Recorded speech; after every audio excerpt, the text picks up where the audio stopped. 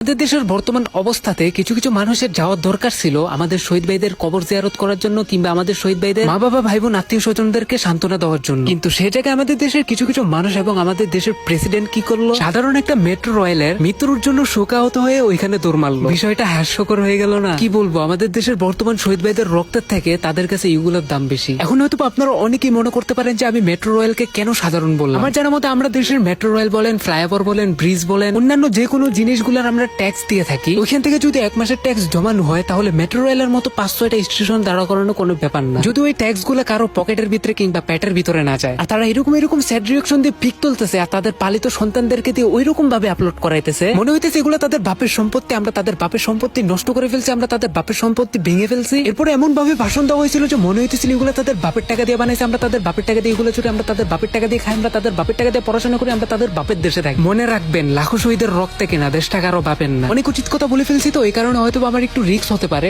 তো কোনো ব্যাপার না, কারণ শুনেও না শোনার ভাম করে দেখেও না দেখার ভাম করার মতো মানুষ আমি না। আর যারা যারা আমার মতো এরকম অনলাইনে প্রতিবাদ করবেন কিংবা করতেছেন তাদেরকে জানাইছিল, আর যারা শুনেও না শোনার ভাম করতেছেন, দেখেও না দেখার ভাম করতেছেন, তাদেরকে আর কি বলবো ভাই। আপনারা চাইলে অনলাইনের এই প্রতিবাদিক ভিডিওগুলো আপনারা ইচ্ছা মতো শেয়ার দেন, রেপোস্ট দেন। আর যারা যারা এই টপিক গুলো নিয়ে আমার চ্যানেলে সুন্দর করে বড় করে একটা ভিডিও চান, তারা এই ভিডিওটাতে 10,000 কপি লিঙ্ক, রেপোস্ট প্লাস শেয়ার করে দেন। আমার কমেন্ট বক্সে কমেন্টটা বেশি বেশি স্প্যাম করবেন। লাখো শহীদের রক্তে কিনা দেশটা কারো বাপের না।